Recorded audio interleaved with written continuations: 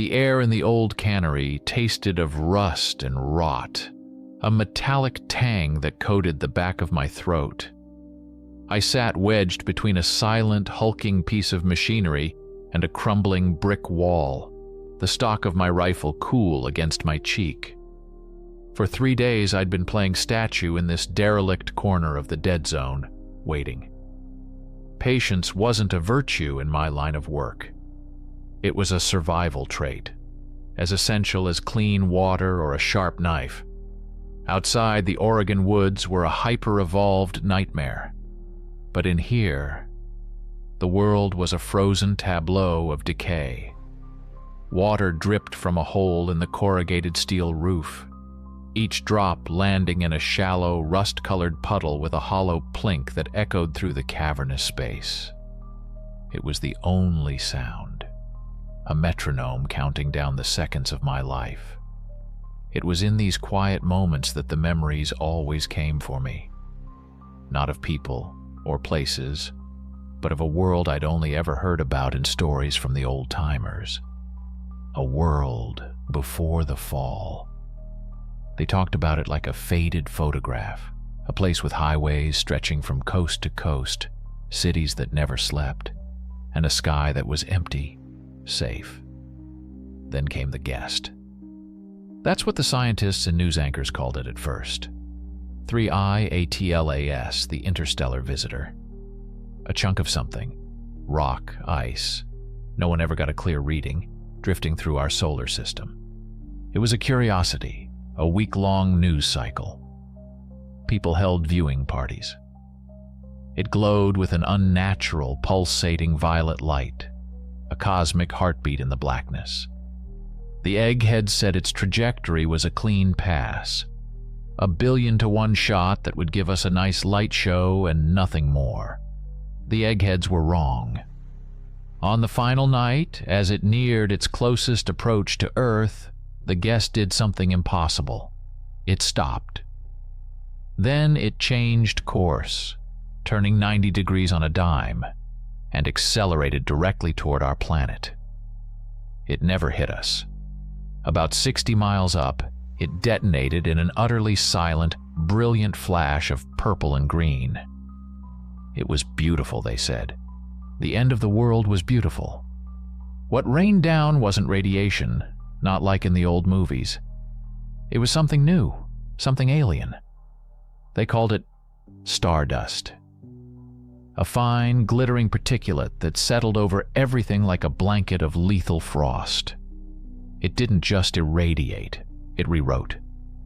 It took the familiar, elegant code of DNA and scrambled it into a schizophrenic scrawl. The animals went first. Within a generation, the forests and plains were no longer ours. Bears swelled into armored behemoths with bone spurs jutting from their spines.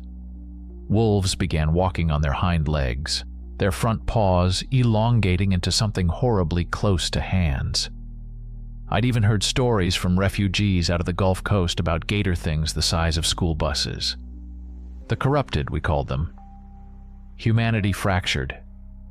We fled the countryside, the small towns, the sprawling suburbs. We walled ourselves in, creating fortified city-states like Haven's Peak, islands of concrete and steel in a sea of green death. But the stardust left more than just monsters. It warped the very fabric of physics in places, creating anomalies, pockets of reality where the rules didn't apply. And sometimes, birthed from the heart of these twisted zones, were artifacts, objects imbued with impossible properties. I'd seen a compass that pointed to whatever you were thinking of, a bullet that could turn corners, a small metal box that could swallow all sound in a 100-yard radius. They were rare, dangerous to acquire, and fantastically valuable. Hunting them, and the high-end corrupted that often nested near them, was how I made a living. It was a brutal, ugly profession, but it was mine. A sound snapped me back to the present, not the drip of water. This was heavier, a wet, dragging scrape of claw on concrete. It was coming from the far end of the cannery where shadows clung like thick black velvet. My eyes, adjusted to the gloom, strained to see. My heart, a slow and steady drum moments before, began to pick up its tempo. The sound came again, closer, a heavy rhythmic thump, drag, thump, drag. Something big was moving toward the bait. A 50-pound slab of irradiated boar meat I'd hung from a rusty chain in the center of the main floor. It emerged from the darkness piece by piece. First, a long reptilian snout, lined with teeth like shattered glass. Then a broad, flat head. It moved into a sliver of weak light filtering through a grimy window, and I saw the whole thing. It was like something a child would dream up after eating bad meat. It stood nearly 8 feet tall on 2 powerful digitigrade legs like a theropod dinosaur, its body a grotesque fusion of alligator and man. Its skin was a patchwork of thick gray-green scales and scarred, leathery flesh. Its front limbs were shorter, but ended in 5-fingered hands with long, yellowed claws, flexing and unflexing with a chillingly human-like articulation. Its jaw hung slightly open, drool thick as engine oil dripping onto the floor. A gator walker, a big one.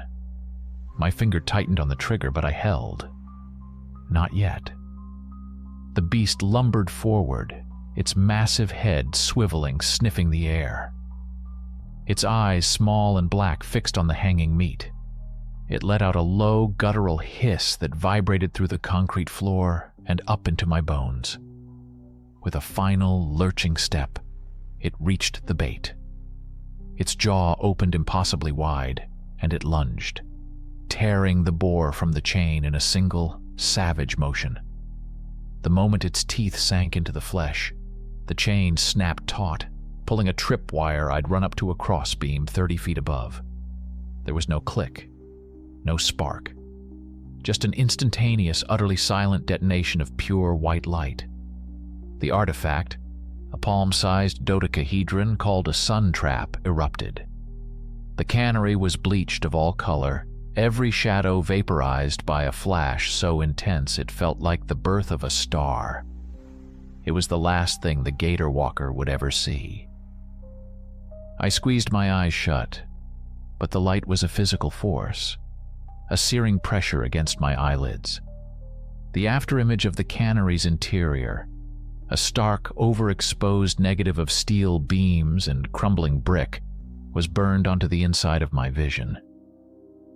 Outside my shelter of rusted machinery, the gator walker shrieked, a sound of pure agony and rage that was swallowed by the cavernous space. The beauty of a sun trap wasn't just the flash. It was the silence. On open ground, a sound like that would be a dinner bell for every corrupted in a 2-mile radius. In here, it was just a private conversation between me and the monster. Blinking away the dancing spots of light, I pushed myself out from behind the machine. The gator walker was staggering blindly in the center of the floor, its massive head thrashing from side to side. It swiped its human-like claws through the air, gouging deep furrows in a metal support pillar with a screech of tortured steel. Its eyes were milky white, the retinas flash-fried. It was blind, but it could still hear, still smell, still kill. I raised the rifle, the heavy .308 caliber round feeling inadequate against a creature of that size. But I wasn't aiming for mass. I was aiming for the nexus, the seat of the Stardust's corruption. In every high-tier corrupted, there was a crystalline growth, a core, that served as its brain, battery, and regenerative engine. Destroy the core, and the creature drops like a puppet with its strings cut. The gator walker's was located at the base of its skull, a weak point where the thick scales gave way to armored flesh. I centered the crosshairs, exhaled slowly, and squeezed the trigger. The roar of the rifle was deafening after the manufactured silence. The bullet hit with a wet thwack. A chunk of flesh and green-black blood exploded from the monster's neck. But in the split second before impact, it had jerked its head. A miss. Or at least, not a clean hit. The beast roared again, this time zeroing in on my position. It charged, a blind avalanche of muscle and fury. I dove back behind the heavy machine, the concrete floor vibrating under its thunderous steps. A clawed hand slammed into the metal just inches from my head, denting the thick steel plate like it was aluminum foil. I scrambled away, crab-walking backwards, keeping the machinery between us. The thing was sniffing the air, its massive chest heaving. It knew I was close. I had seconds, maybe, before it pinpointed me. Peeking around the edge of the machine, I saw my chance. The wound on its neck was gruesome, a crater of torn meat. And in the center of it, I saw a faint, sickly purple light, pulsing in time with some unseen rhythm. The core. Even as I watched, the flesh around the crystal was beginning to writhe, to knit itself back together in a grotesque display of accelerated healing. The wound was visibly shrinking. There was no time for careful aim. I burst from cover, dropping to one knee to steady myself. The gator walker heard the movement and spun towards me, its mouth gaping in a silent roar. I fired. The bullet struck true. It punched through the regenerating tissue and hit the crystal dead center. There was no explosion, no shattering sound. Instead, a noise erupted that was not a noise. It didn't travel through the air to my ears. It was born directly inside my skull. It was a high-pitched, soul-tearing scream, the sound of 1,000 voices crying out from the bottom of a deep, wet well. It was a shriek of pure psychic agony that made the fillings in my teeth ache and the vision in my eyes swim. The gator walker froze mid-lunge. Its body went rigid, every muscle locked. For a long second, it stood there, a perfectly still statue of violence. Then, with a shudder that ran the length of its spine, it collapsed. It didn't fall. It deflated, hitting the concrete floor with the sound of a wet sack of sand. The pulsing purple light in its neck flickered once, then died. Silence, real silence this time, returned to the cannery. I stayed down for a full minute, my breath ragged, the psychic echo of that scream still ringing in my head. Finally, I got to my feet, my legs feeling unsteady. I approached the carcass cautiously, my rifle still ready. It was dead. Utterly and completely. The creature had made its nest in a dark corner of the building, a foul heap of debris, splintered wood, and the gnawed bones of deer, and judging by a tattered piece of hiking boot, at least one unlucky traveler. I kicked through the filth with the toe of my boot, not expecting to find anything. Most of these things were just animals. But sometimes they were drawn to the energy of artifacts, hoarding them like a dragon hoards gold. Amidst a pile of crushed oil drums and moldy rags, a soft, pearlescent glow caught my eye. I nudged a piece of sheet metal aside. There, sitting in the grime, was a golf ball. It was impossibly perfectly white without a single scuff or mark on its dimpled surface.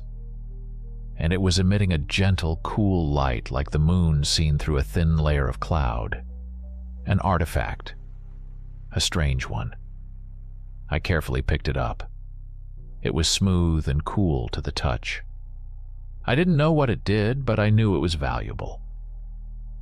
Pulling a small, lead-lined container from my pack, I placed the glowing ball inside and sealed the lid. The light vanished. With my prize secured and the core from the gator walker harvested and stashed in a separate container, I didn't linger. I slipped out of the cannery and into the overgrown woods, my rifle held at the ready. The journey back to Haven's Peak was always the most dangerous part. The kill was loud, messy work. Now, it was time to be a ghost, sticking to the well-worn, relatively clean trails that snaked back to the only place in this twisted world I could call home. The main gate of Haven's Peak was a 20-foot-tall slab of reinforced steel, flanked by concrete bunkers bristling with heavy machine guns. It opened with a groan of protesting hydraulics, revealing the city within. Haven's Peak wasn't built. It was stitched together. The original town of Pine Ridge, Oregon, was the skeleton, but the flesh was a chaotic jumble of repurposed shipping containers, corrugated steel walls, and hastily constructed upper floors that made the narrow streets feel like canyons. Catwalks crisscrossed above, connecting rooftops and allowing the armed patrols of the Haven Guard to move without getting bogged down in the crowds below. The air was thick with the smells of cooking fires, unwashed bodies, and the constant low-level hum of the generators that kept the lights on and the perimeter fences electrified. It was a claustrophobic, tense place, but it was safe. Safer anyway. I navigated the throng, keeping a hand on the pistol at my hip. My destination was a small, cluttered shop tucked into a side alley, its sign a faded wooden plank that read Arthur's Relics and Rarities. Arthur was one of maybe 3 people in the entire city I trusted. He was an old-timer, a relic himself with a shock of white hair, hands stained with chemicals, and eyes that had seen more of this broken world than anyone should have to. The bell above his door tinkled. He looked up from a complex-looking brass device he was tinkering with, his spectacles perched on the end of his nose. "Owen," he grunted, a flicker of a smile touching his lips. "You're not dead." That's a good start to the day. What did you bring me this time? Another rock that hums when you tell it a secret? Something a little different, I said, shrugging off my pack. I took out the lead-lined container and placed it on the scarred wooden countertop. Found it in a gator walker's nest out by the old cannery. Arthur's eyebrows went up. Big boy. You get the core? Of course, I nodded. But this is the interesting part. I opened the container. The soft white glow of the golf ball spilled out, pushing back the shadows in the cluttered shop. Arthur leaned in, his practiced eyes narrowing. He didn't touch it.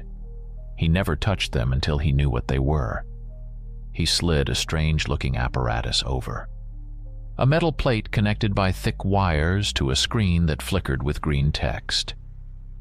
Carefully, using a pair of rubber-tipped tongs, he lifted the golf ball and placed it on the plate. The screen on the analyzer lit up, lines of data scrolling past at a dizzying speed.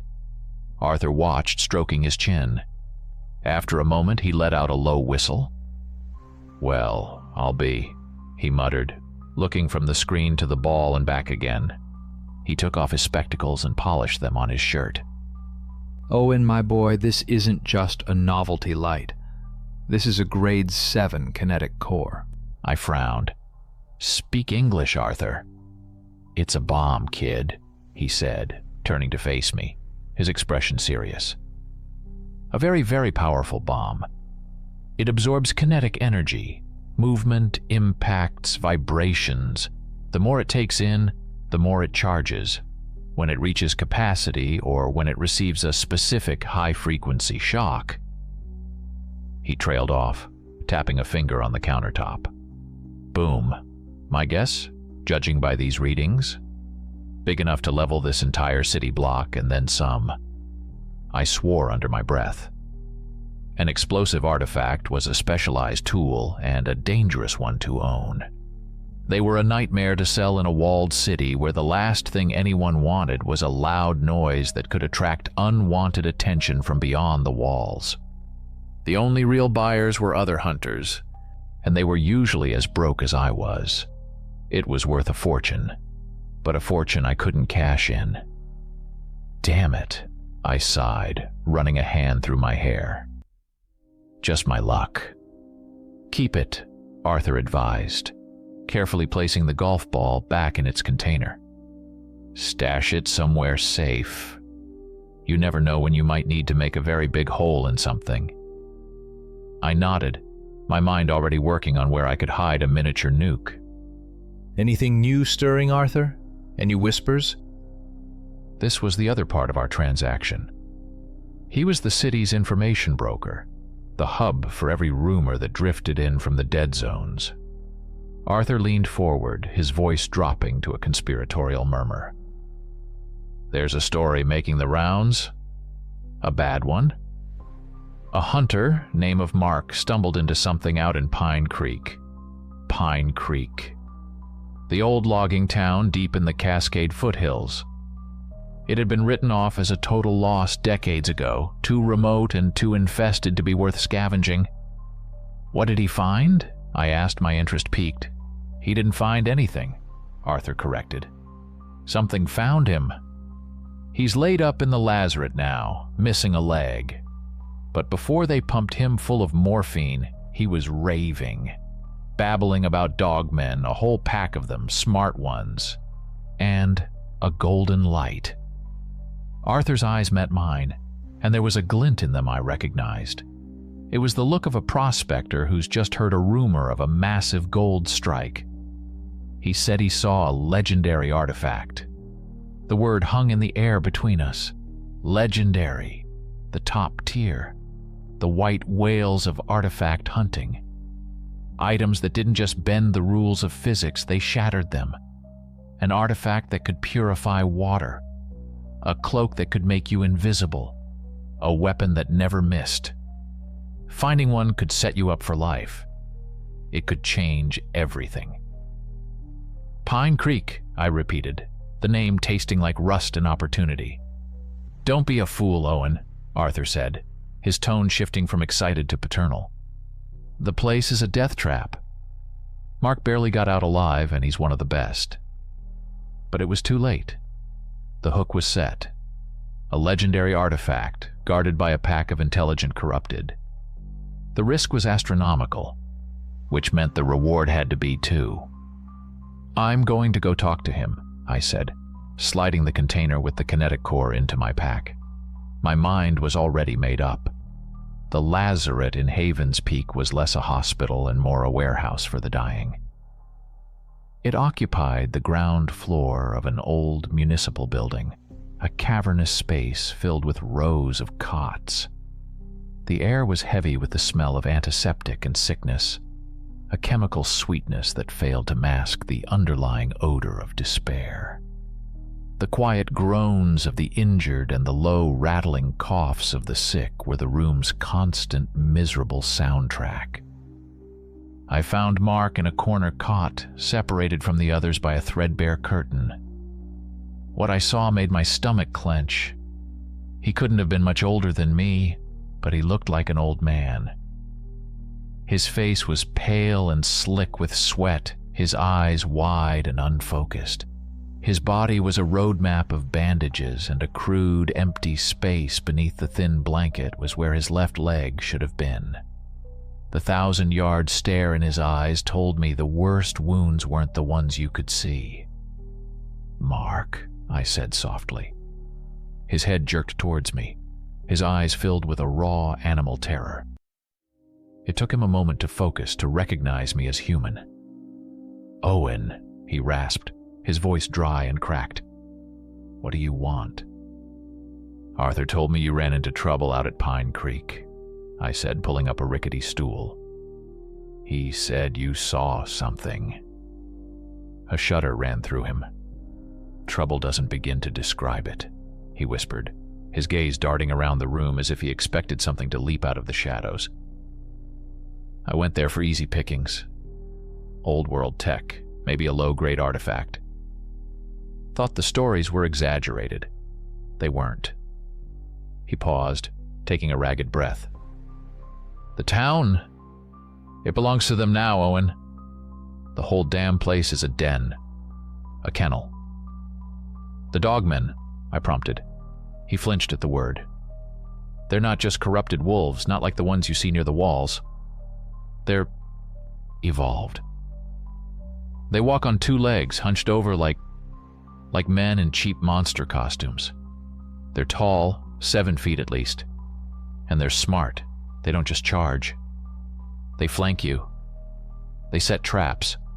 They hunt like a special forces unit, communicating with these horrible clicking sounds and soft whimpers. I watched them from a ridge for an hour. It was like watching a nightmare hybrid of a man and a dog plotting a murder. His story tumbled out in a frantic, broken stream. He'd tried to sneak in, but they'd picked up his scent almost immediately. The hunt was short and brutal. He was fast, but they were faster. They herded him, cut off his escape routes, cornering him in the town's main square. I was running for my life, he continued, his voice trembling. Scrambling over a rusted-out car, I saw it. In the window of the Old Town Museum, a light. It wasn't like any artifact glow I've ever seen. Not the cool white or sickly purple. This was gold. A bright, warm, golden radiance, so pure it hurt to look at. It pulsed, like a slow, steady heartbeat. He coughed, a racking, painful sound. They were on me then. One of them got my leg. I thought I was dead. I had one last trick, a one-use translocation beacon, a get-out-of-jail-free card. I punched the button and prayed. He gestured vaguely at his missing leg. It got me out. Most of me, anyway. He grabbed my arm, his grip surprisingly strong, his eyes burning with fever and terror bored into mine. Don't go there, Owen. I'm telling you, it's their territory. They're guarding it. That thing in the museum. It's theirs. You go in there, you won't come out. I pulled my arm free gently. Rest up, Mark.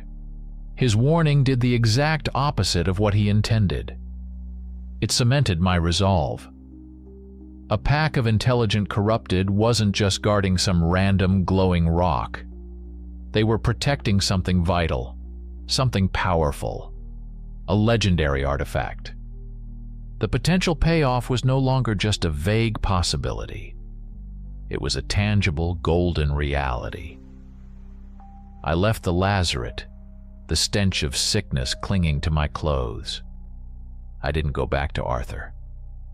I went to my small, fortified apartment carved out of what used to be a second-story office space. The gears in my mind were already turning, formulating a plan. This wouldn't be a simple hunt. This would be a heist. For the next hour, I worked methodically. I field-stripped my rifle, cleaning every component with solvent and oil until the action was smooth as silk. I checked my ammunition, counting every precious round.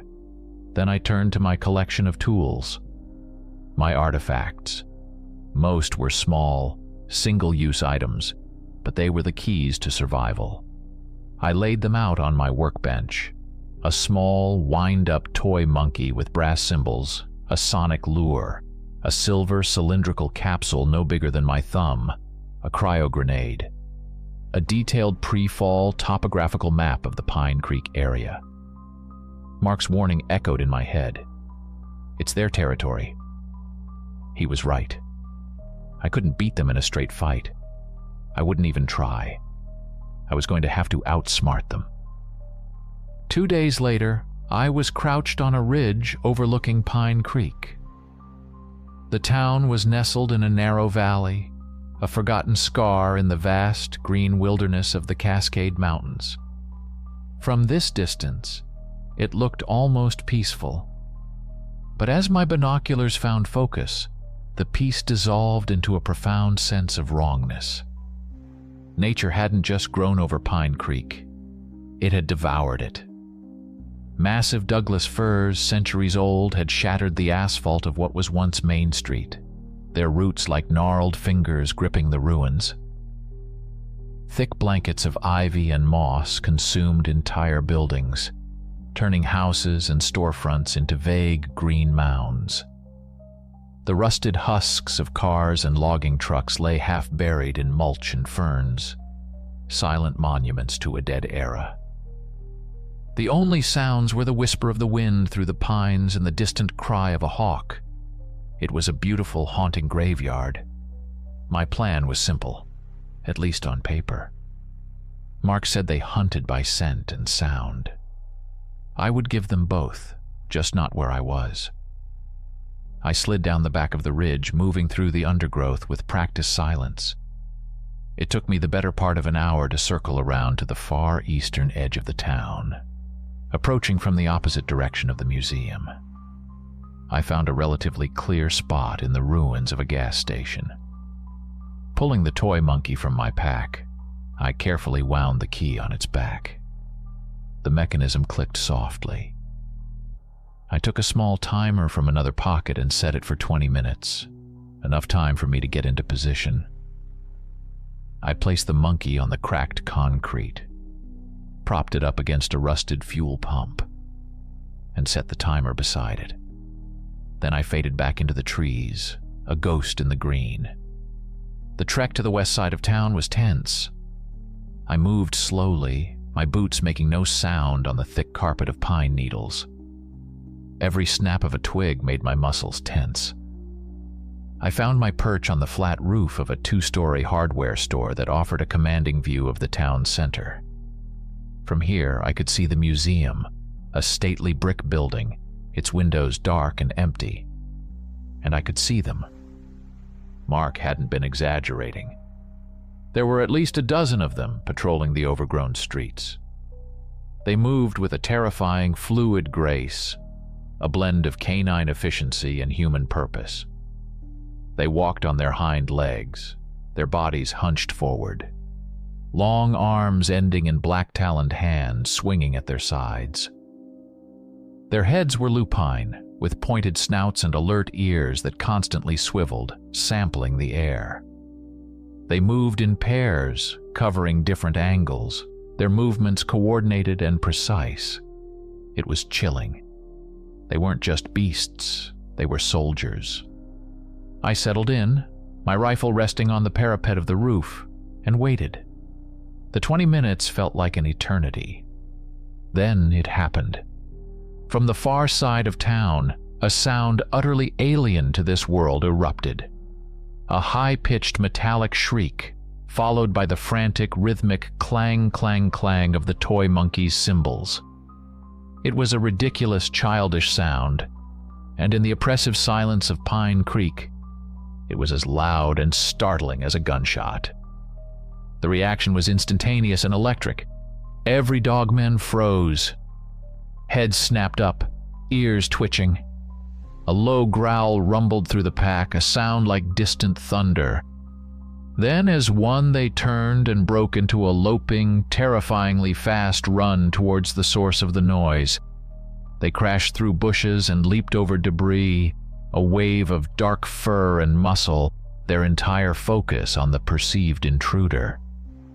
In less than 30 seconds, the streets around the museum were empty. The path was clear. I slid off the roof, dropping the last 10 feet into a thick bed of moss that cushioned my landing. I checked the small hand-drawn map Mark had given me, a crude layout of the town he'd sketched from memory. The museum was 3 blocks away. I moved quickly, keeping to the shadows. The town was even eerier up close. I passed a diner with broken plate glass windows, a faded menu still visible inside. A child's tricycle lay on its side, one wheel slowly spinning in the breeze. It was a city of ghosts, and I felt like an intruder disturbing their rest. As I approached the museum square, the air began to shimmer.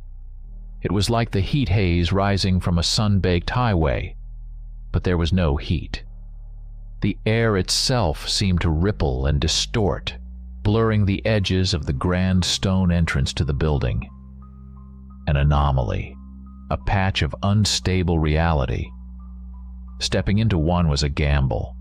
It could do anything from aging you a decade in a second to turning you inside out.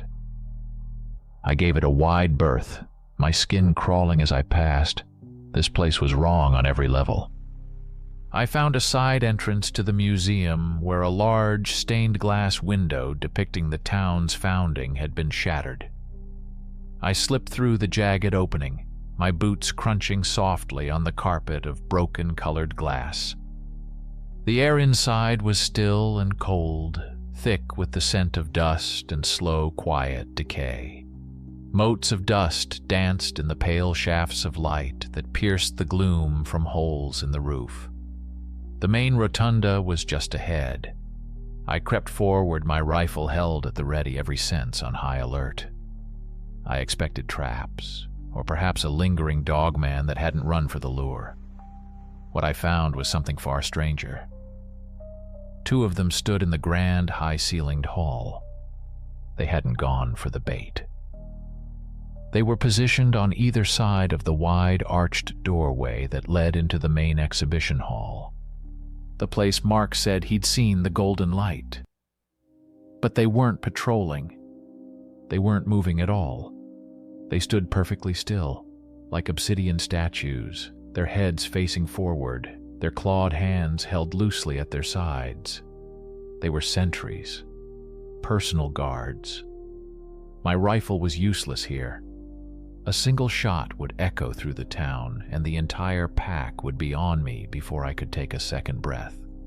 I needed a silent solution. I backed away slowly into the shadows of a side corridor and shrugged off my pack. My fingers found the small, cool silver cylinder, the cryo capsule, a single-use artifact, and my only one. It had to count. I got down on my belly, the cold marble floor leaching warmth from my body. From this angle, I could just see their legs. My plan was risky.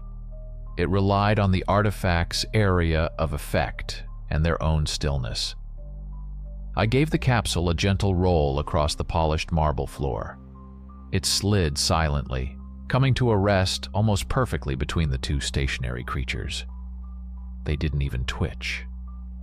I pulled the small, button-sized remote activator from my pocket. My thumb hovered over it. This is it. I pressed the button. There was no sound, just a faint hiss like escaping air. A thick cloud of white, freezing fog erupted from the capsule, expanding with impossible speed. It billowed outwards and upwards, clinging to the floor and engulfing the dogman's legs. They finally reacted, but it was too late. One of them let out a startled yelp, taking a step back. The other began to turn its head. The fog swirled around them, and where it touched, a thick layer of crystalline frost formed instantly. The yelp was cut short as its jaw froze solid. In less than 2 seconds, both creatures were completely encased in shimmering, opaque ice, frozen solid in their poses of surprise. The fog dissipated as quickly as it had come, and the cryo capsule, its energy spent, crumbled into a pile of fine gray dust. I got to my feet, my breath pluming in the suddenly frigid air. I walked over to the frozen statues. They were perfect, every detail of fur and claw preserved under the layer of ice. I raised the butt of my rifle and swung it hard against the nearest one's leg. The sound was like 1,000 wine glasses shattering at once. The frozen dogmen disintegrated, collapsing into a glittering pile of ice shards that skittered across the marble floor. I turned and did the same to the second one. Another explosion of sound and then silence. The path was clear. Taking a deep, steadying breath, I stepped through the archway and into the main exhibition hall. The source of the golden light was immediately obvious. The room was vast, filled with dusty display cases of pioneer tools and logging equipment. In the very center of the hall, a single thick beam of sunlight lanced down from a hole in the collapsed roof, creating a natural spotlight. And in that spotlight, on a velvet-lined pedestal, inside a shattered glass case, lay a sword. It wasn't ornate or jeweled. It was a simple, functional weapon, a long sword that looked like it could have come from a time of knights and castles. But its blade glowed with a soft, warm, internal golden light. It didn't cast harsh shadows. It seemed to absorb them, filling the space around it with a gentle, comforting radiance. It was the most beautiful and powerful thing I had ever seen. This was it, the legendary artifact. My eyes were locked on the sword, on the impossible, liquid gold light that pulsed from within the steel. I started forward, my boots silent on the dusty floor, my mind reeling with the implications of what I was seeing. This was the score of a lifetime, the kind of find that hunters whispered about around campfires but never truly believed existed. But as I drew closer, my hunter's instinct screamed at me. Something was wrong. My gaze dropped from the glowing blade to the base of the pedestal, and my heart stopped. Curled up on the floor, so still and dark it was almost invisible in the shadows cast by the pedestal, was a creature.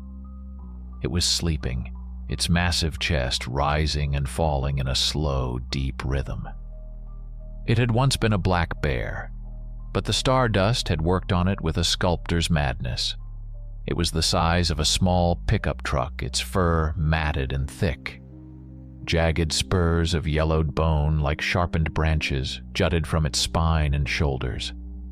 Its head was immense, and even in sleep, its mouth hung slightly open, revealing teeth like railroad spikes.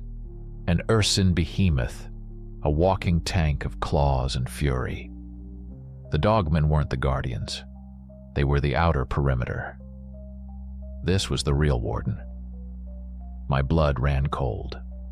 The cryo capsule was spent, a pile of dust back in the rotunda. The rounds in my rifle would feel like bee stings to this thing. They would do nothing but piss it off, and I had a feeling this creature's anger was a thing of apocalyptic proportions. I couldn't fight it. I had to outthink it. I backed away slowly, my mind racing. The hall was large, filled with obstacles, stone support columns, heavy oak display cases, and piles of rubble from the collapsed ceiling. I had a few tools left. From a pouch on my belt, I carefully withdrew 4 homemade explosive charges, each linked to a hair-thin tripwire. They weren't powerful enough to kill it, but they might be enough to slow it down, to buy me time. For the next 10 minutes, I moved like a wraith. I strung the first wire between 2 display cases near the far end of the hall. The second went across a narrow gap between a column and a wall. The third and fourth I placed strategically along the path I would take to run a wide circle back to the rotunda. I was creating a deadly racetrack. Once the traps were set, I made my way to the mezzanine balcony that overlooked the main hall.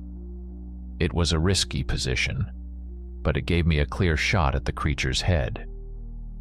I lay flat on the dusty floorboards, slid the rifle over the ornate iron railing, and took aim. The behemoth was still asleep, a mountain of slumbering death. I centered the crosshairs right behind its ear, where the skull might be thinnest.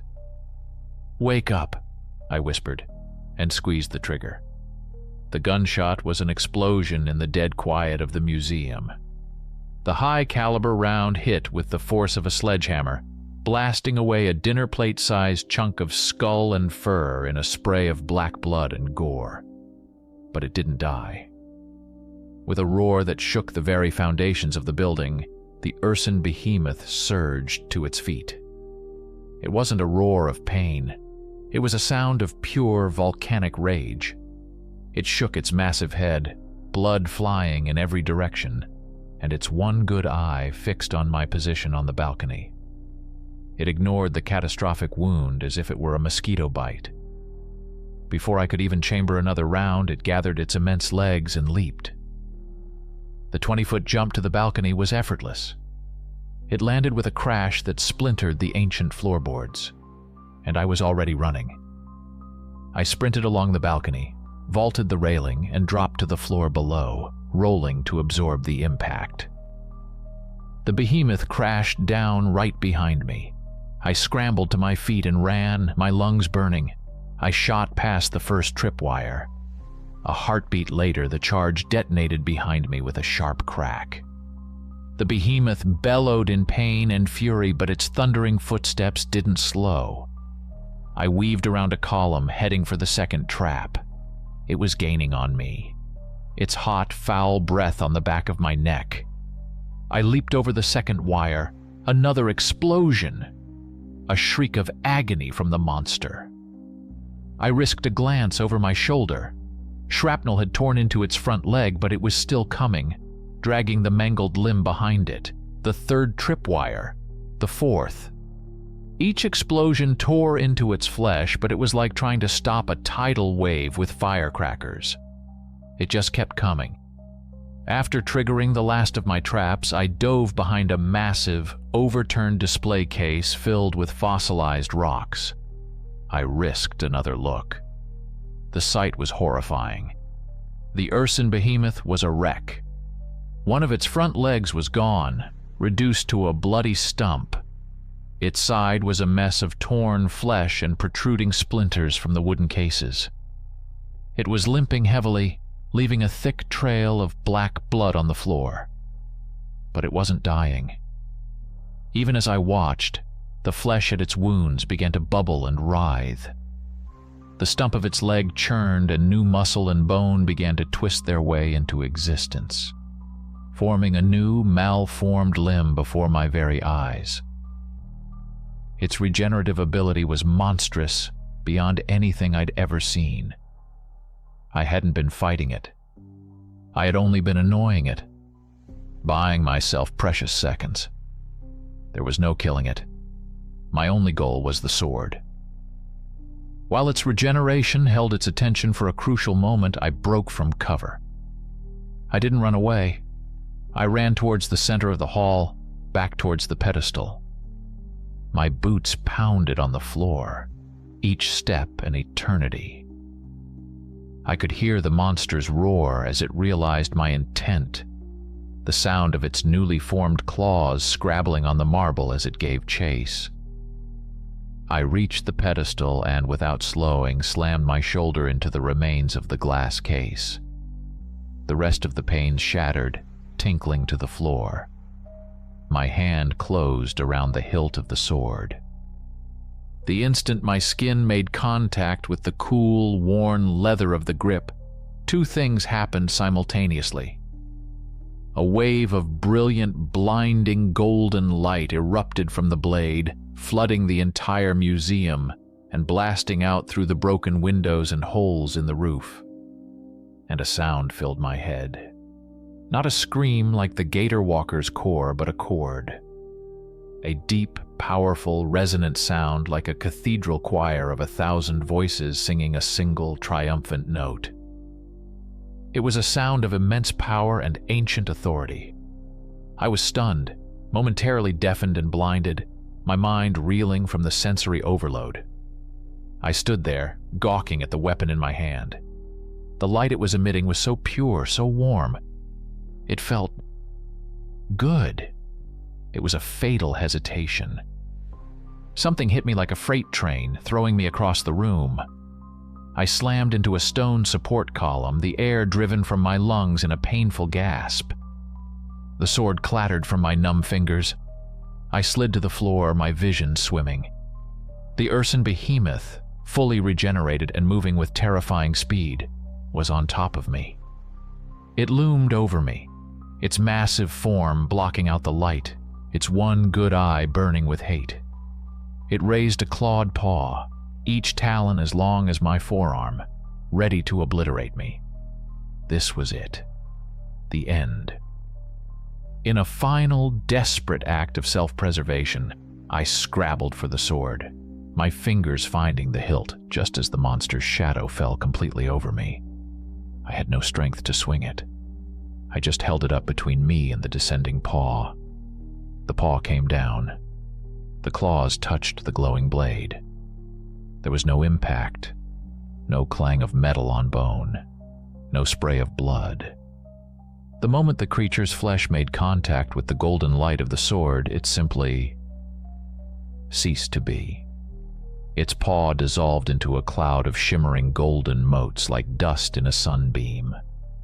The effect traveled up its arm and across its body with silent, instantaneous speed. The monster's roar of triumph was cut off as its entire massive form unraveled, atomized into a swirling cloud of golden dust that hung in the air for a moment, before gently settling on the floor like the world's most beautiful snowfall.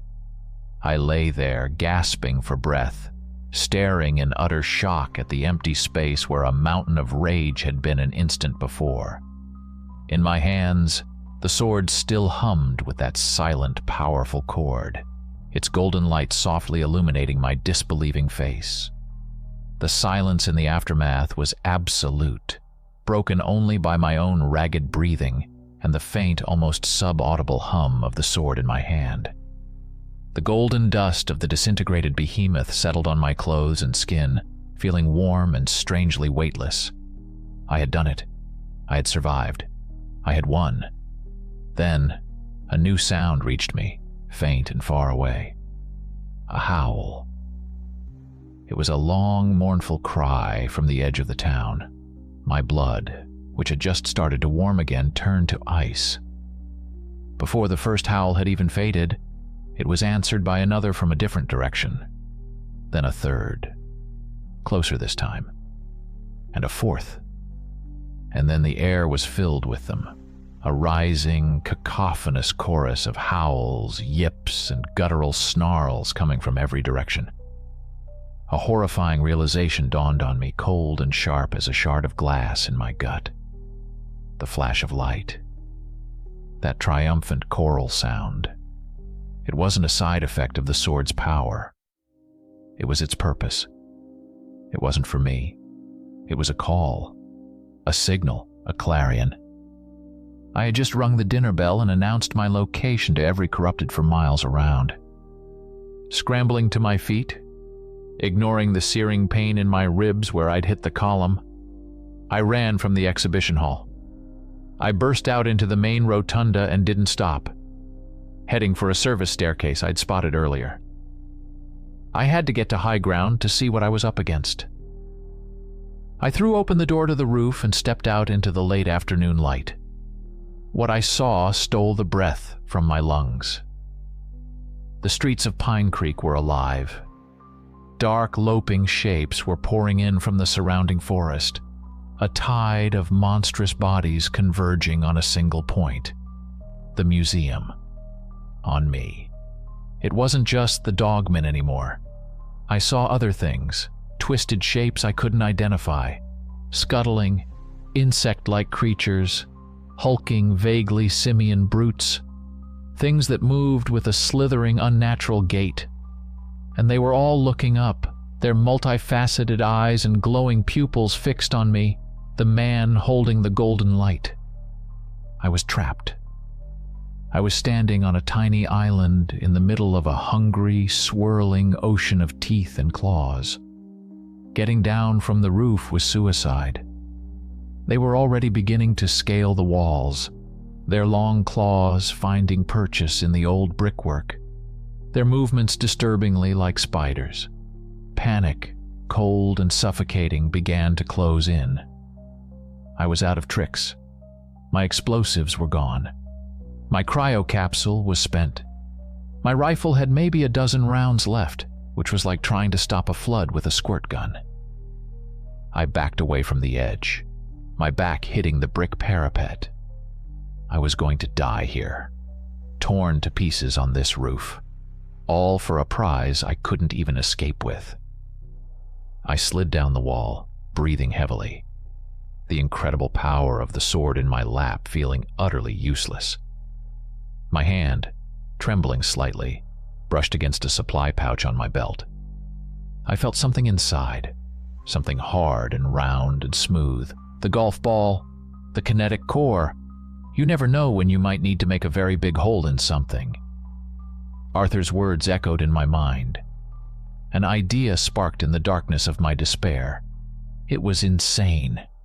It was suicidal. It was a plan born of absolute cornered animal desperation. It was the only chance I had. I looked from the glowing sword in my hands to the shimmering, unstable air of the anomaly I'd seen near the museum's main entrance. Then I looked at the approaching horde. One impossible death versus 1,000 certain ones. The choice was easy. The first of them crested the edge of the roof, a lean, snarling dogman with saliva dripping from its yellow fangs. Then another and another. They fanned out, their movements low and predatory, closing the circle. I got to my feet, the golden sword held in one hand, the perfectly white golf ball in the other. A grim, humorless smile stretched my lips.